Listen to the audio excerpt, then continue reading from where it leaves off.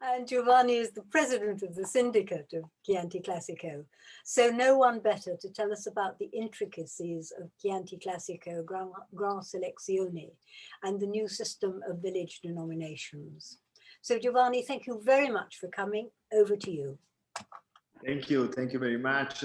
Thank you for having me, and it's a great pleasure, a great honor to be with you, talking about Chianti Classico and the new reforms that we just introduced a couple of weeks ago. Let's start the presentation from the territory.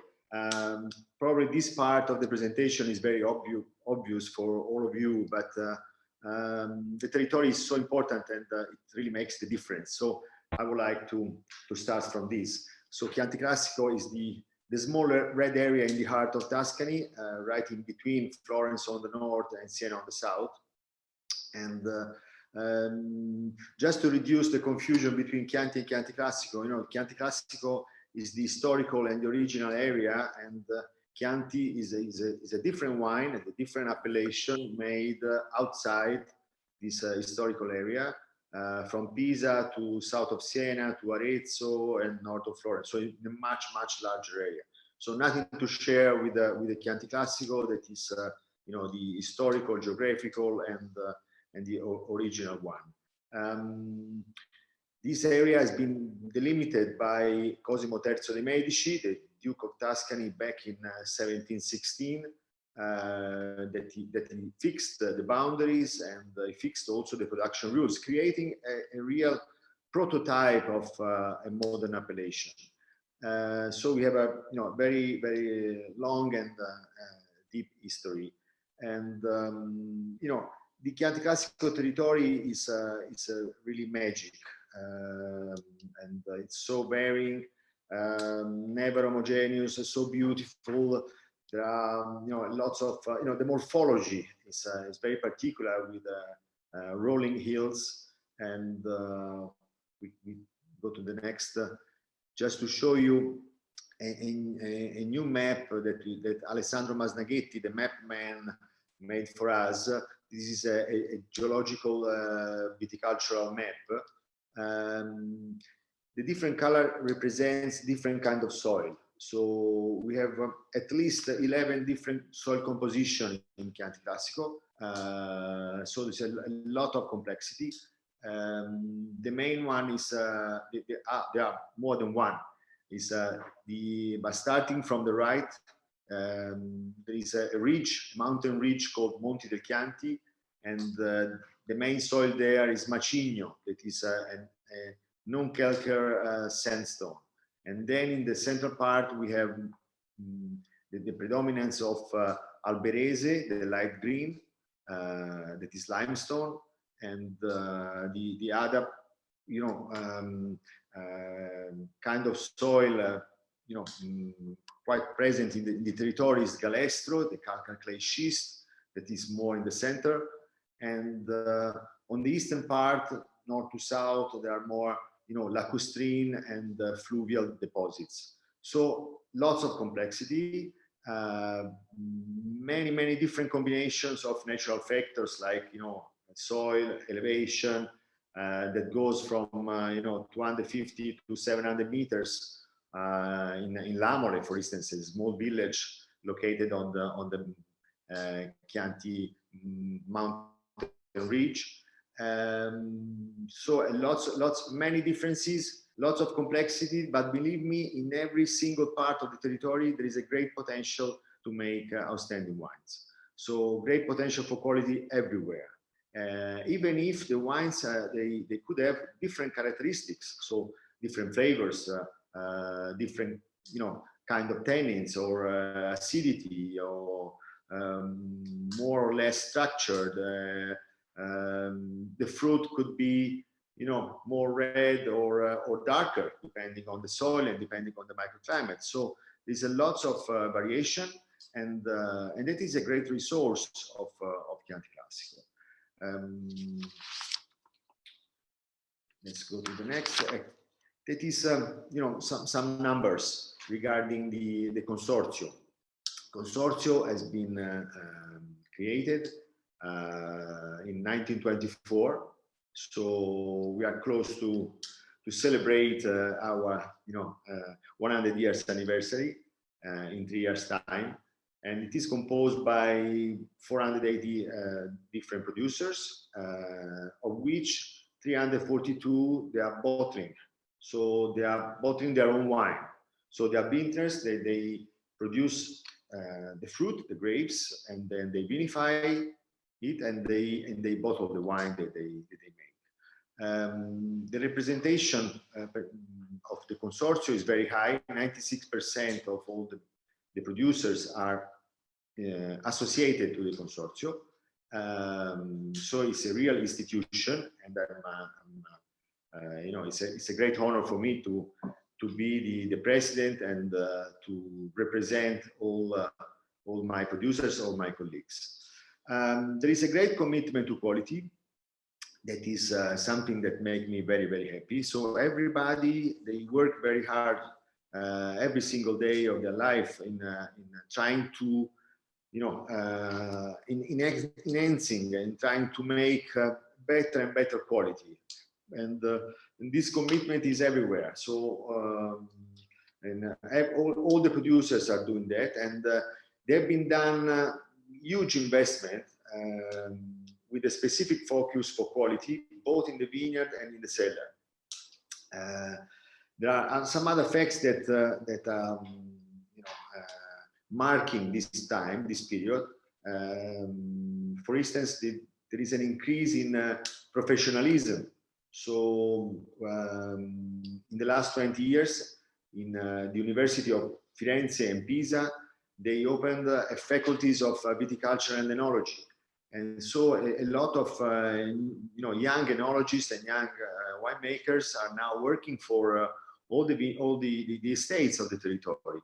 So there is an increase in professionalism, in knowledge, and that is very, very important and very and influencing the final quality. There is also a new generation of winemakers, very talented, with lots of passion, and every year is a joy, even for me that I live and work in this territory, to discover new wines or new estates that they are making beautiful wines. So that is another good sign of dynamism and a reason why the quality is growing in the area. Regarding the production, the average is around 38 millions of bottles. So it's quite a large appellation. But look at the figures in the bottom. So following the production rules, the maximum yield is 52.5 hectoliter. That is one of the lowest, lower than Barolo, lower than Brunello, lower than Bolgheri, lower than, probably the lowest of the quality, high quality red wines in Italy. But the real production is below 40 hectoliters per hectare. And for me, this is a sign of commitment to quality.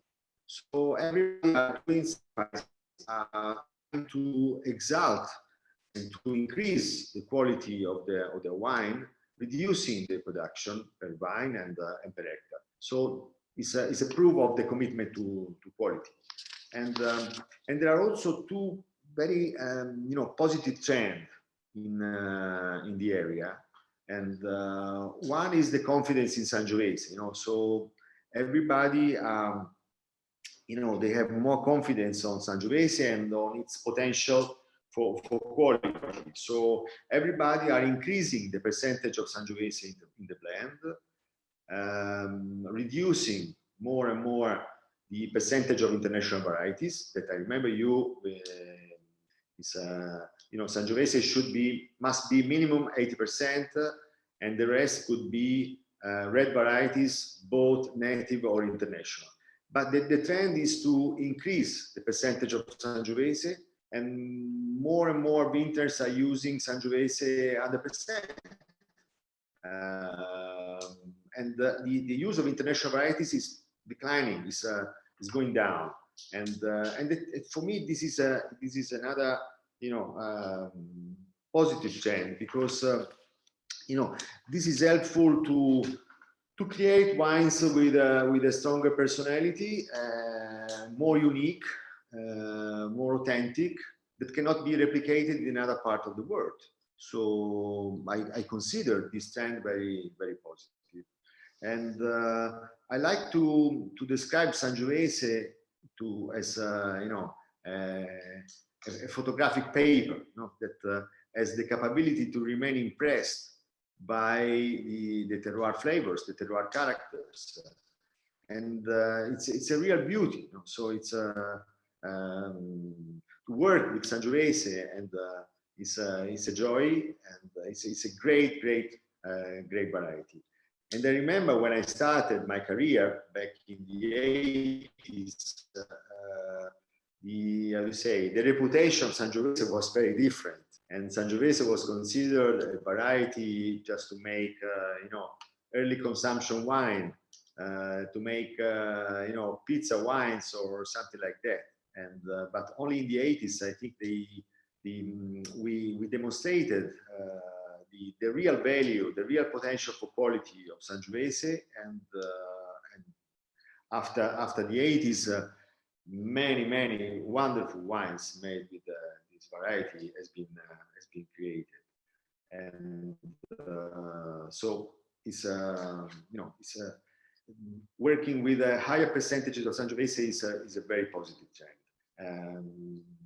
So the direction, the common direction of all the territory is to make less international taste wines, but more and more terroir driven wines. That is so important.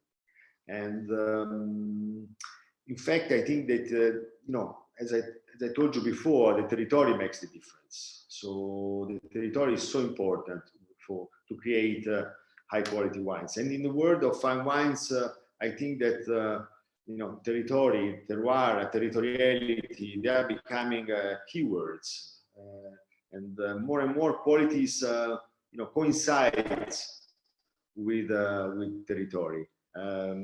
Because if we analyze all the production factors, the territory is the one that provides mostly the uniqueness and the authenticity. All the rest, consider the variety, or the growing methods, the wine growing methods, the winemaking methods, or even the winemakers. They're all factors that you can move from one place to another one. The only one that you cannot move is the territory. So if you want to exalt and enhance and to make a really unique wine, very authentic, you have to transfer more territory into the bottle. And I think that in Chianti Classico, all the producers are aware that that is the direction. Right? So making more and more wines with sense of place, terroir driven, and less international taste. And using more Sangiovese is following that direction. So less international taste. And that is the first positive trend. The second one is the substantial increase of sustainable practices. Again, I think that is so important, not only for ecological reasons. All of us, we are committed in saving the planet, in protecting our planet, and the recent fact that just happened in Germany yesterday, they prove that we should be more and more responsible and on protection of the planet. And I think all of us, we are trying to find a better balance, a better equilibrium between Mother Nature and humankind. So we have it's a must for all of us to do our best to be more respectful for Mother Nature. And that is what we are doing in Chianti Classico. So everybody are at work to respect Mother Nature and using sustainable practices. And there is a great increase in organic grown vineyards, organic growing vineyards. In fact, at the moment, more than 52% of all the surface and the vines is grown with organic methods. You are certified organic. And only 2 years ago, the percentage was 40. So there is still an increase every year. There are more people that are converting their vineyards to organic, and that is very, very positive for the quality, because I strongly believe that avoiding chemical products, being more sustainable, being organic or biodynamic is something that can give us a great benefit in terms of purity. So the wines will be more and more able to reflect the terroir flavors, the terroir characters, all the nuances of the territory. And so it is something so positive and great to exalt the quality. So that is the second positive trend that I mentioned. And over 70%, they are using best practices. So the cover crop, the leaving the grass on the surface of the vineyard is becoming so common. Almost everybody are doing that. Nobody are using herbicides anymore, or chemical fertilizers, or all those things. And so I'm very, very happy about that. And another fact that is that marks the Chianti Classico territory is the biodiversity. Only less than 15% of the total surface of Chianti Classico territory is under vines. So that is an area where there is not just vineyards, or vineyards and olive groves. The olive groves, they are below 15% as well. So 65% of all the surface of the territory is woodlands, is covered by forest. And so there is a lot of biodiversity. Everybody knows that forest is a natural environment. So there are thousands and thousands of different, organisms. And it's also very helpful to have, a large surface of forest around the vineyards to influence positively the microclimate, because when a vineyard that is surrounded by forest has a cooler and fresher microclimate, the forest can retain water coming from rain, so we can preserve much better the water, and so that is something that really play a very important role in the territory. The next, we have a map, another map that Giovanni, before you move on, one of our members, Meg Maker from the East Coast of America, she has one question. I don't know if you want to ask, or I'll ask for you, Meg. No. Please. Go ahead. She's asking, given the emphasis on terroir, does the Chianti Classico tasting panel taste for micro-regionality and territoriality when certifying a wine? So are you looking at the... Yeah. I understood the question. Yes, not yet. They're not doing that. So they're not tasting wines taking care of the subzones, but they are in the future we will do that for sure, because after the introduction of the additional geographical units that I will present a little bit later, that will happen. So after this introduction, starting from the Gran Selezione, all the panel will taste the wine, knowing which is the sub-region where that wine is coming from. Okay. Okay. Thank you. Wonderful. So in this map, you could see, the colored part are the vineyards. So the dark green are forest, woodlands. So you can see how the vineyards are covering just a small percentage of the surface of the territory. Okay, move on. So that is the production, the pyramid of Chianti Classico production, composed by 3 different typologies. In the bottom, there is the Chianti Classico Annata, Chianti Classico Riserva in the middle, and Chianti Classico Gran Selezione at the top. And Chianti Classico Gran Selezione has been introduced recently in 2014. And Gran Selezione is made only with, it's made only by the producers who own the vineyard. So to make a Gran Selezione, you must own a vineyard, you must pick your grapes, vinify your grapes, and then bottle. So the bottling company cannot make a Gran Selezione. Only they could do only if they own some vineyards. Otherwise, they can't. So that is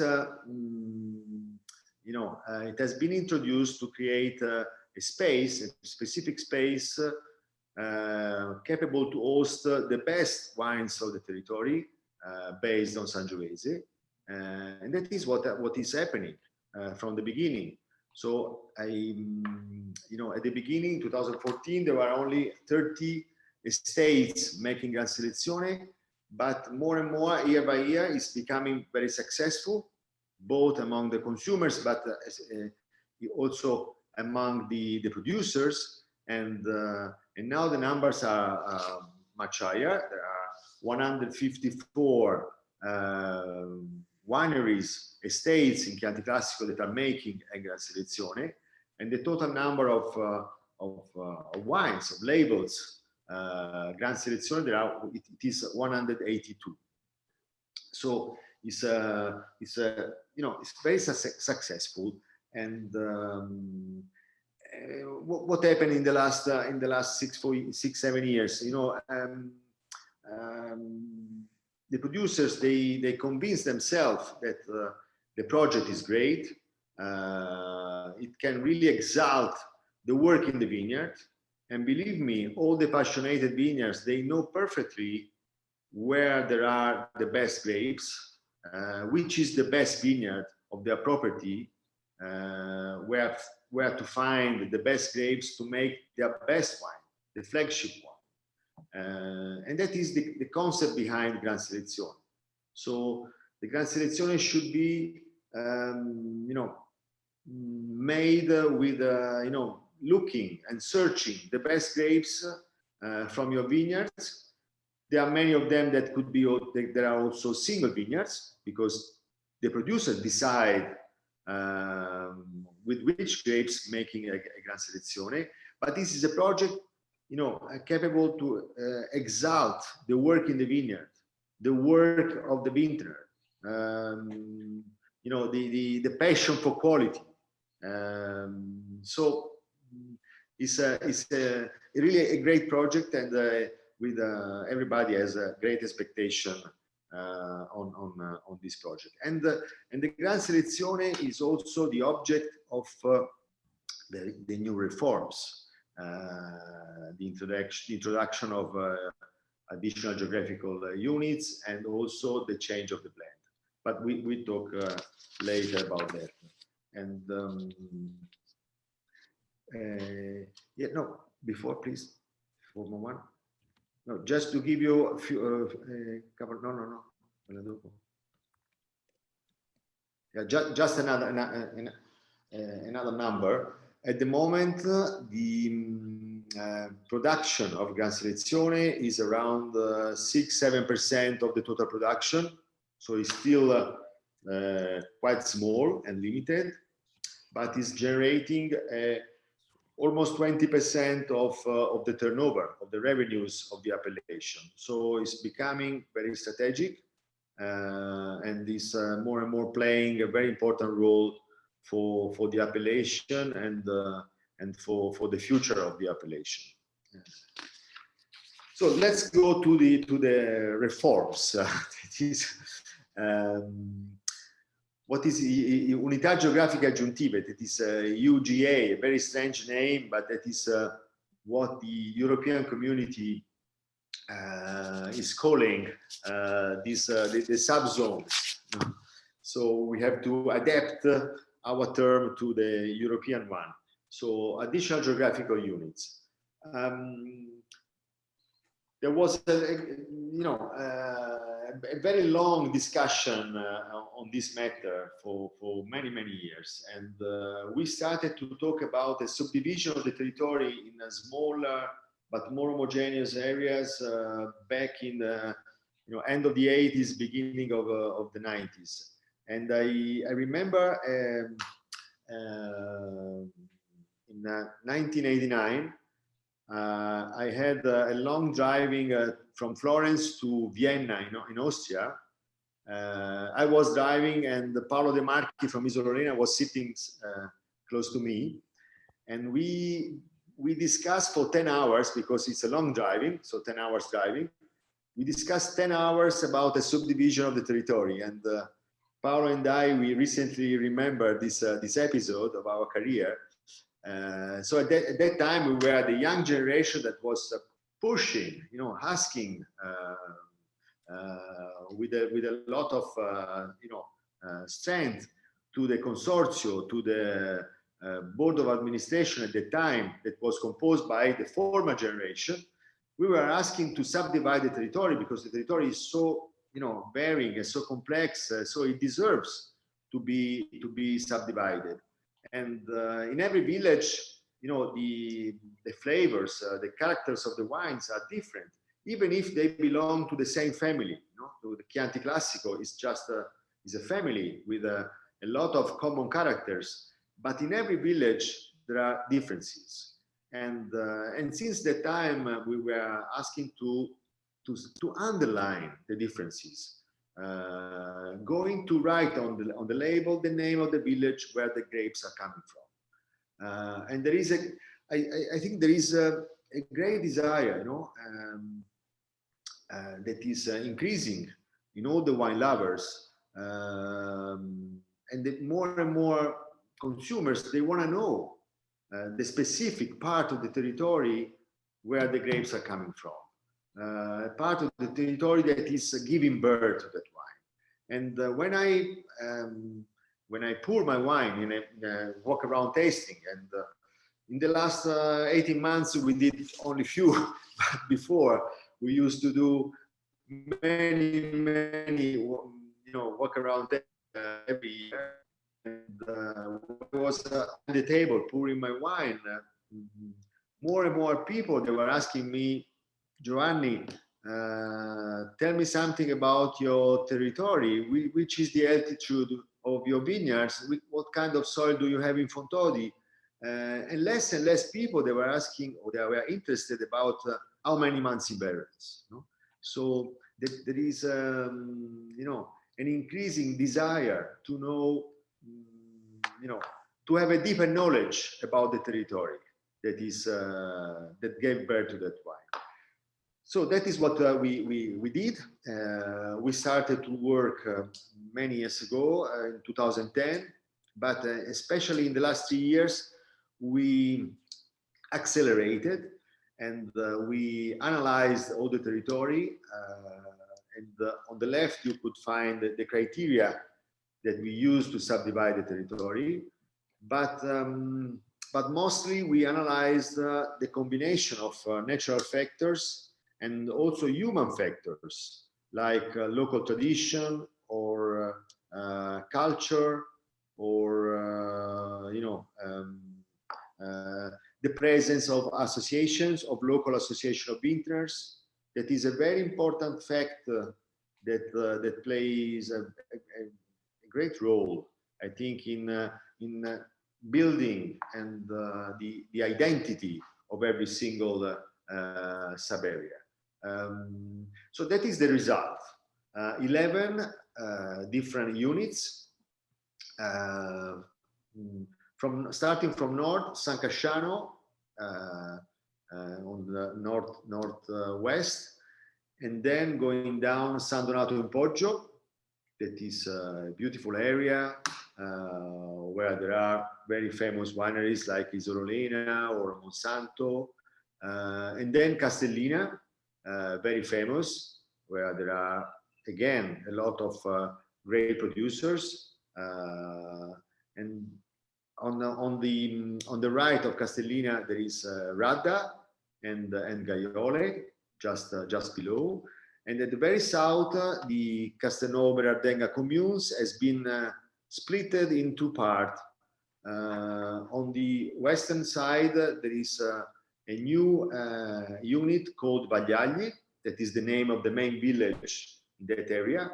And on the right side, there is the name of the commune, Castelnuovo Berardenga. We decided to split into that area because there are a lot of differences in terms of,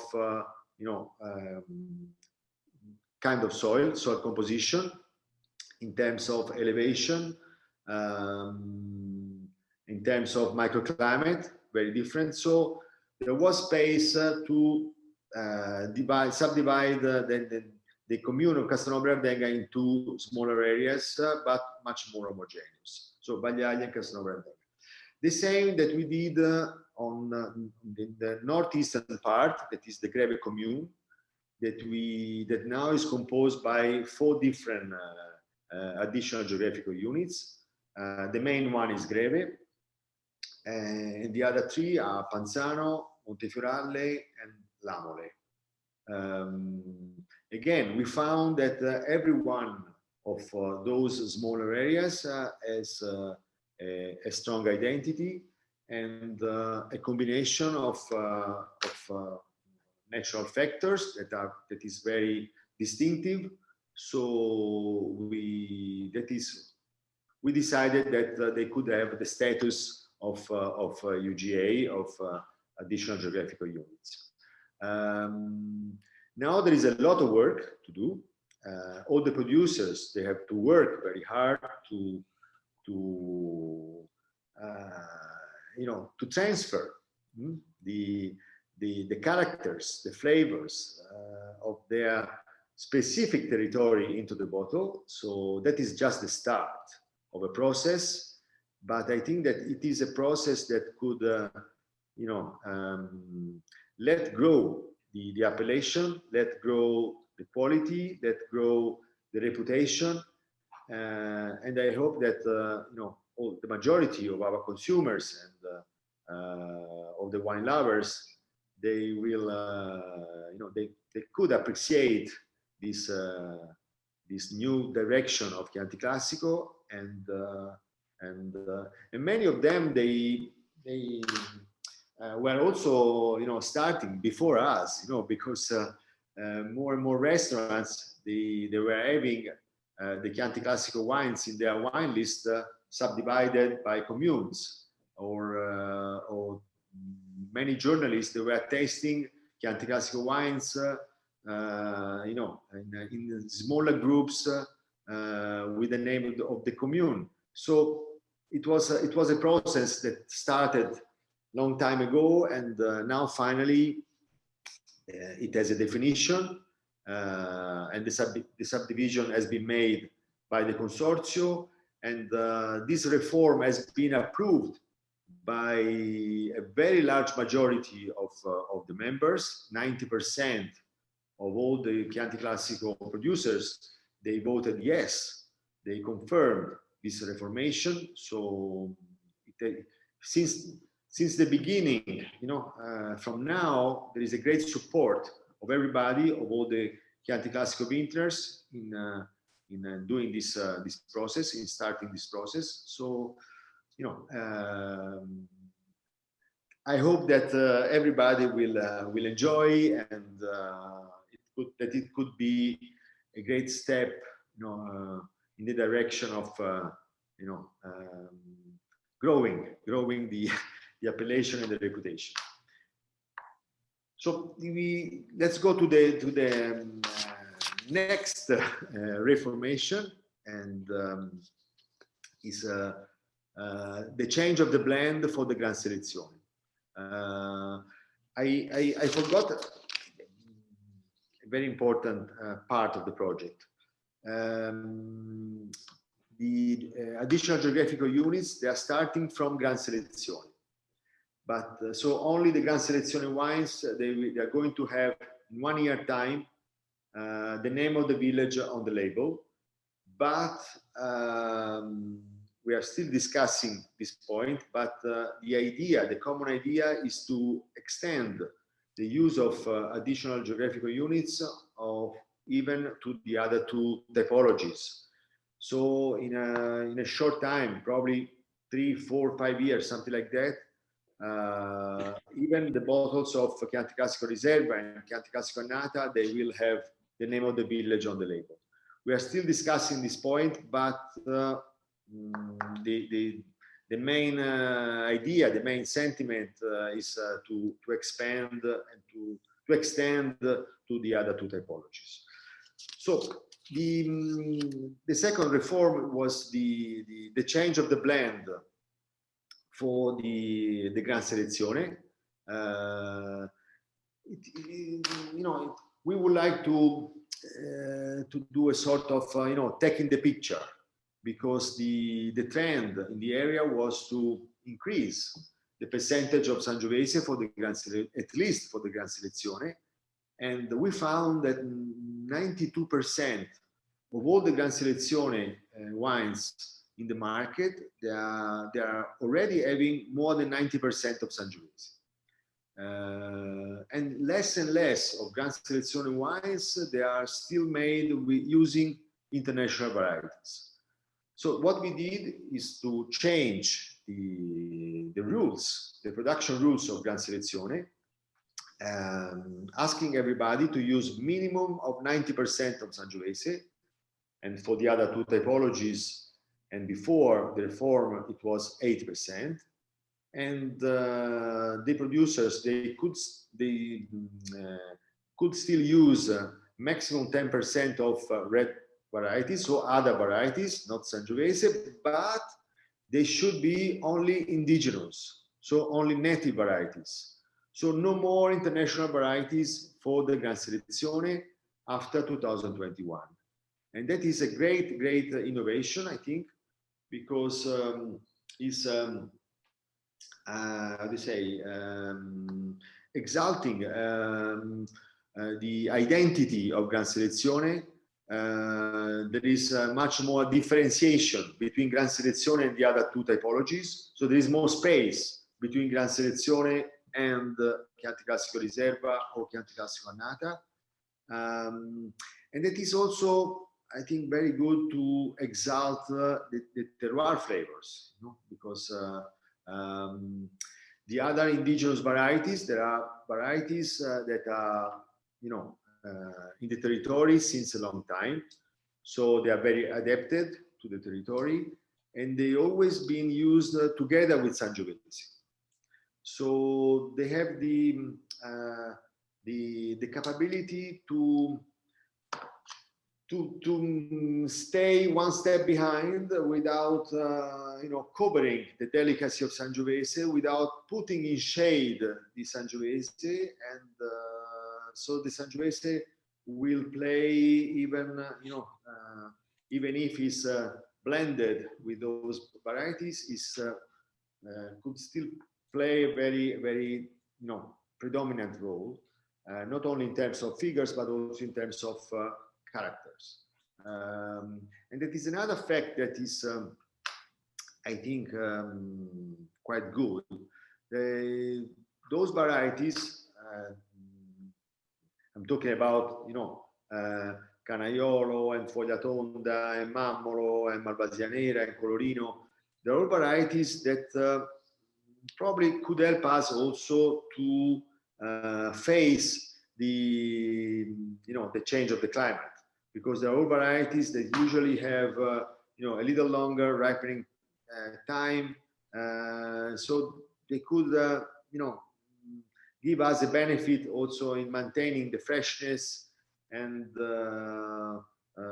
even in warmer vintages. So you know, it's I think it's a great innovation that has been again very well appreciated by all the members of the consortium and voted with the same majority, very large, very close to 90%. So another great innovation, and so a lot of new things for the future, and a lot of work for all of us, but a great step to let grow the Chianti Classico in terms of quality, in terms of territoriality. I think we are in the great direction, in the right direction. We are following the right direction, and now it's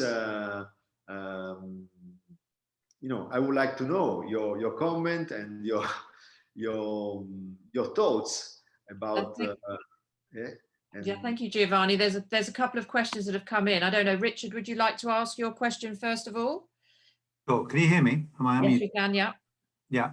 Hi, Giovanni. Thank you very much. Thank you very much for a very interesting presentation.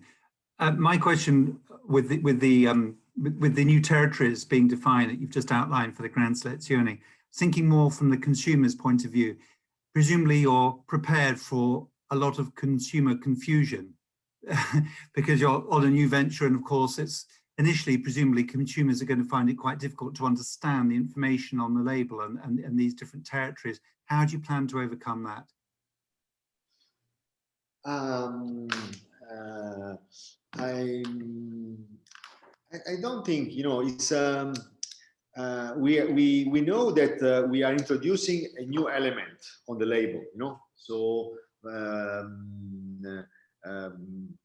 but I think that the consumers of Chianti Classico, they are quite knowledgeable, and they would like to deepen their knowledge about the territory. So there is a great desire to know more in depth the territory, and which are the flavors that are coming from Radda instead Castellina or Greve or Castelnuovo Ardenga. So we are trying to satisfy this this part of the market that is I think is having this desire, you know, the desire to know deeply the relationship, the link between the territory and the wine. Is you know, that is my idea, or the idea of the majority of our members, right or wrong, I don't know, but we'll see. Maybe it's not a problem. Maybe I'm being too negative. You know, maybe if you have informed consumers anyway in Chianti Classico, maybe they'll see this as a discovery and they will enjoy it. And let me say also, I will add another point. The producers, they have the faculty to write the name of the village on the label. So not everybody, or not all the bottles of Chianti Classico will bring the name of the village. Only those producers that they have their own vineyards, and they make the wine from their own vineyards. At the beginning, just for Gran Selezione, that is 6% of the production, so only a small part of all the Chianti Classico production will have the name of the village, especially at the beginning. So we'll see, you know, what is going to happen on the market. But you know, I hope that it will be something that will let us have, you know, will be successful. I hope so. I'm optimistic. Yeah. Sorry. Thank you very much. Thank you. Thank you for the question. And following on from that, Mark Millen has a question. You'd like to go ahead, Mark?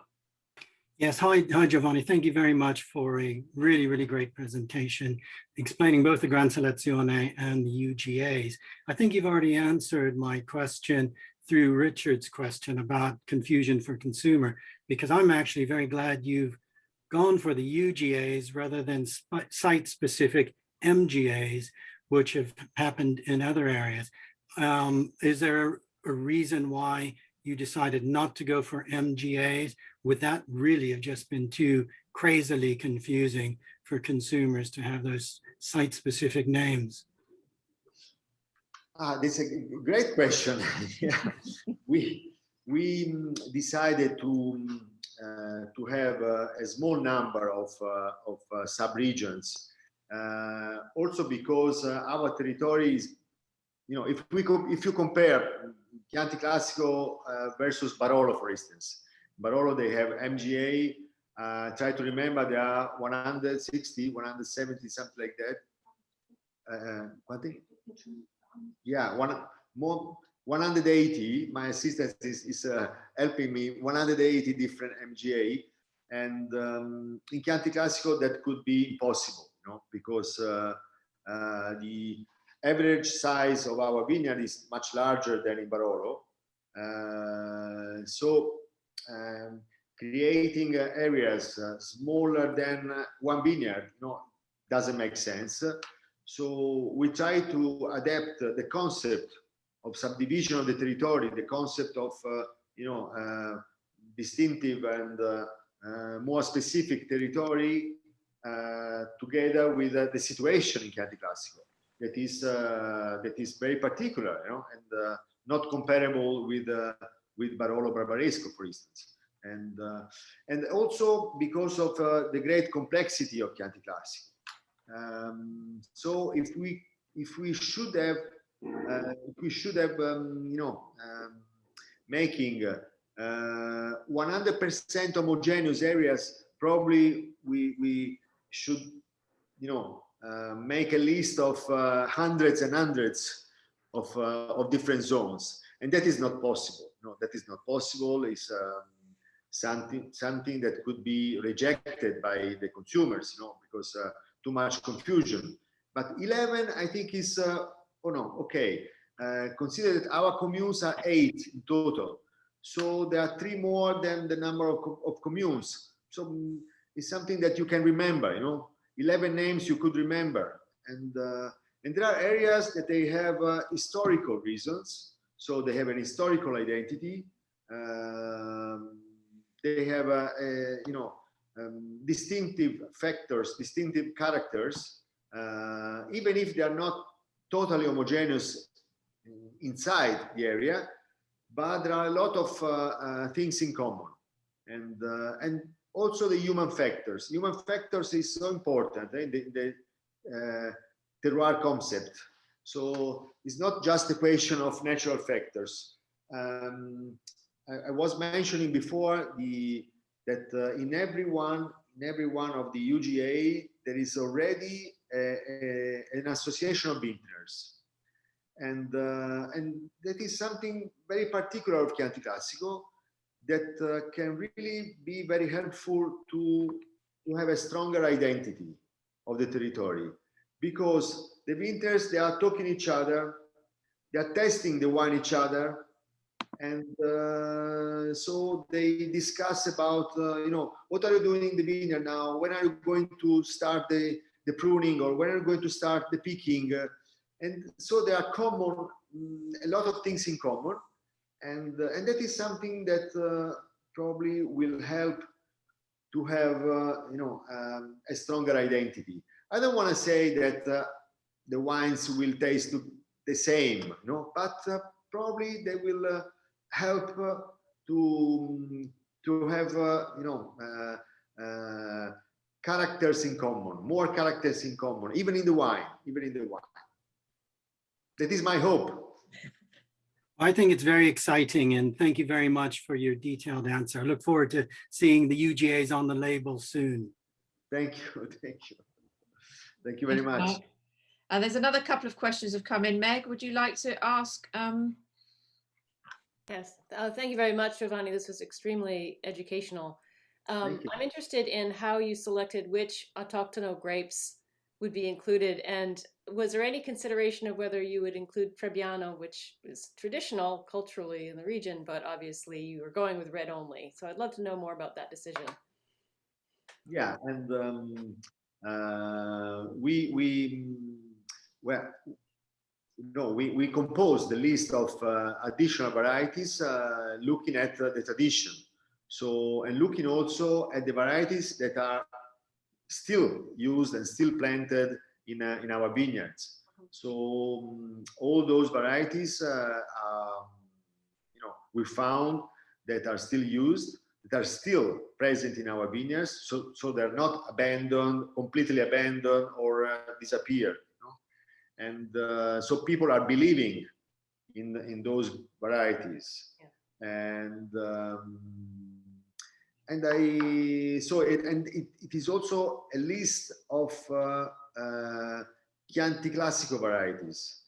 So they're not coming from Maremma or from Montalcino or from other part of Tuscany. There are all varieties that they have a strong relationship, a strong history, deep history with the Chianti Classico. So that was the criteria. The second part of the question is even more interesting because Trebbiano is a very interesting white variety, and a lot of I belong to the generation that fighted against Trebbiano and Canaiolo, because at the beginning of my career back in the 80s, end of the 70s, beginning of the 80s, we considered Canaiolo and Trebbiano and Mammolo like enemies. We would like to concentrate all our efforts on Sangiovese, and so we pulled those varieties, those vines, and but if I talk with my children, so the next generation of my family, they are saying, "You're crazy, Daddy. You were crazy at the time. We want to try again with Canaiolo, with Mammolo, with Foglia Tonda," and they are crazy for Trebbiano. They are crazy for Trebbiano. I still have a few rows of Trebbiano that I kept to make Vinsanto, and my son and my nephew a few years ago, they started to vinify in white, and they are making their own white wine just with Trebbiano, and I agree, it's a great variety. It's a great variety. There is also a start of a discussion and somebody asking to reintroduce Trebbiano in the Chianti Classico blend, but it's only a few very small number of producers, and so it's not on the table. That matter is not in discussion at the moment at the consortium. I think at the moment we don't need to go back to a blend, to blend Trebbiano into the Chianti Classico. So that is the situation. But Trebbiano is a great variety. It's a great variety. Thank you very much. Thank you. Thank you, Giovanni. And I think there's one last question coming from Keith Granger about alcohol levels. Go ahead, Keith. Good afternoon, Giovanni. Thank you for a great presentation. I will expand the question as I put on the chat. I generally believe that Chianti today, Chianti Classico, is so much better than it's ever been, except there is always a fly in the ointment, as we say, and that is there has been an increase in alcohol levels generally over the last 2 decades. We all know the reasons: climate change, the pursuit of phenolic ripeness, producers being held hostage to phenolic ripeness. Is there much effort taking place in trying to reduce alcohol levels by, for example, using non-Saccharomyces yeasts in the yeast mix for fermentations? There's an excellent book called Red Wine Technology edited by Antonio Morata, which I strongly recommend to everybody here today. And he looks at this topic to a degree. And personally, I think it's a way forward, but I wonder what is happening in Chianti Classico. No, thank you for the question, because it's a great question. It's a great question, and believe me, we are all at work trying to avoid, an increase of the alcohol. And Mother Nature is giving us different weather, you know. So the rainfall is much more concentrated, so less rainfall, but of you know, heavier. And the sky is much more, I'd say, blue. So we analyze the sum of or luminosity that we have during the growing season is much higher than before. So there is much more work of the photosynthesis, you know, in through the leaves, and so much more production of sugar and alcohol as well. What we are doing is, for instance, covering the surface of the soil with the grass is reducing the reflection, you know, and that is helpful.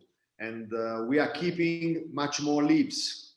So we used to trim all the time. Now we are reducing or avoiding it all. We were, all of us, removing the leaves, covering the clusters, you know, beginning of September or even before.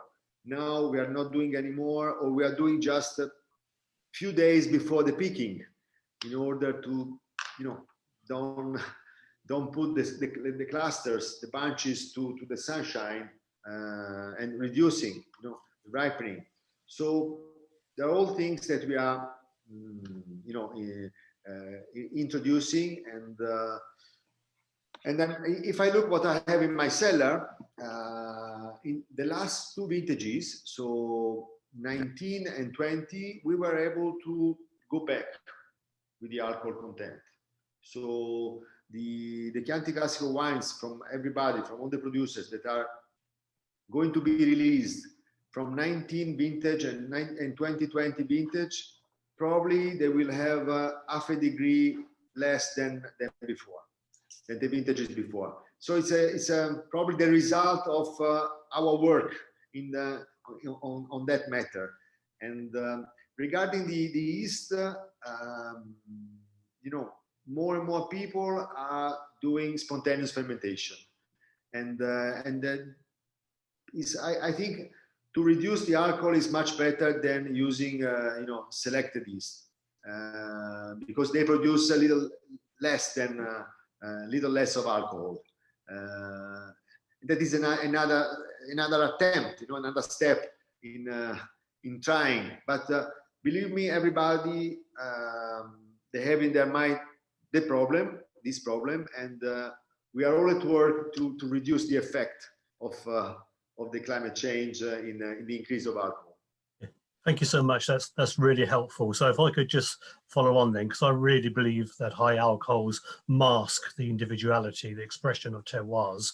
Do you think that using natural yeast really is part of the terroir? Yeah, I agree with you. You know, it's I started many years to do that, and I think that you know, native yeast or spontaneous fermentation are helping the expression of the terroir. Thank you so much. Thank you. Well, thank you, everybody. And Giovanni, that was absolutely marvelous. It was both a very good introduction to Chianti Classico generally, and then moving on to all that's going on at the moment with the Gran Selezione and your new reforms. We're privileged to have had you tell us all about it. Thank you very much indeed. Before we go, can I just say to everyone, thank you for your support during this last season of our Let's Talk About and Let's Taste sessions. They're stopping now for a summer break, but we'll be back in September. One of our first events will be a tasting of Chilean wines from Caletera with Rodrigo Zamorano, with focus on sustainability, the work that they're doing. And during the autumn season, we're off to the Rhone, to Oregon, New Zealand, and we've got one session coming up which could be perhaps a little controversial, so that should be fun. So watch your messages from the circle, which will tell you about what's coming up. And again, Giovanni, thank you so much. And thank you to Katerina for her help for running the presentation so well. Thank you very much to all of you. And it was a great pleasure, great honor to be invited by your prestigious, Circle of Wine Writers. And thank you. And I hope to see you soon in person. And viva il Chianti Classico.